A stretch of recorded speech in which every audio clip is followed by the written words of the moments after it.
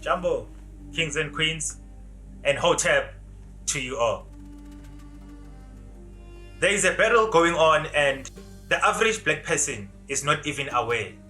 And this is very sad, Bantu Abamnyama. We live in a world that not just promotes, perpetuates, and supports, but actually exacerbates indaba of lack of concentration and focus. What do I even mean by this? We live in a world polluted by both audio and visual noise. So the thought came, no, rather, ancestral memory and ancestral wisdom and knowledge says, with this problem that we have just picked up, how do we then help Omnyama, the black melanated person, to find themselves again? Because all that the black person is looking for still remains inside them. But we've been deceived to look for this God outside ourselves. So the average black person comes back from a job, if they are employed. They get into their household and they will sit, take their phone out and be on a social media platform for entertainment purposes most of the time. Being a consumer and not a producer of the content. Most of the content which is the exact content which strays you away from finding yourself. To make matters worse, during that process, while this average person plays with their phone and consumes all this noise, this audio-visual noise, they are simultaneously watching a soapy or even soccer or any other sport or any other documentary on TV.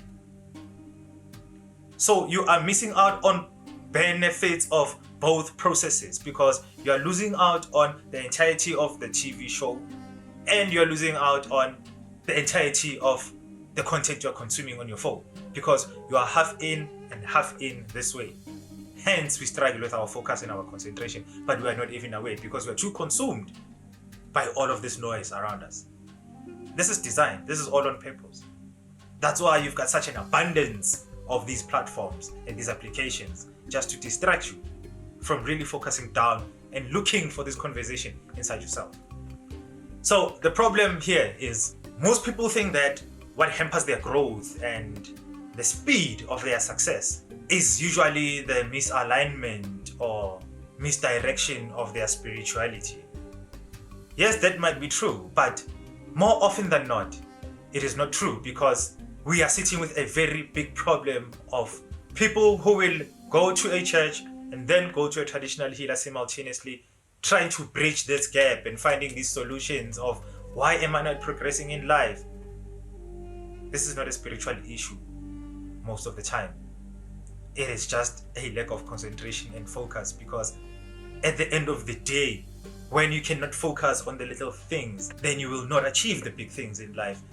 This is an accumulation. This is like an avalanche effect. This small snowball which rolls into a bigger snowball which can destroy a village. So today I want to get into 3 types of people or readers generally. So we get the first candidate, the first type of reader who will see a letter in whatever text they're reading, be it magazine, be it a newsletter, whatever. They will see a letter and they might just resonate with the letter and wander off. Or they might go further than the letter and maybe read the first word and then they resonate with the first word and then it brings back moments of warmth, nostalgic moments. So these people end up being caught up and not being able to move forward. This is the distraction we are talking about. The second candidate is a person who will read the first letter, the first sentence, and most probably the first paragraph. But also because they are nostalgic and they can resonate with whatever they are reading. They also put themselves into the text and they wander off and they get distracted. These people will achieve most likely more than the first candidate.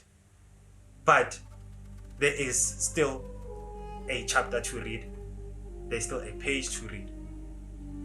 The third type of candidate is someone who will read the first letter, the first sentence, the first paragraph, the first page, the first chapter, and most likely the entire book. This candidate or this individual is most likely a successful, more concentrated, more focused person in life.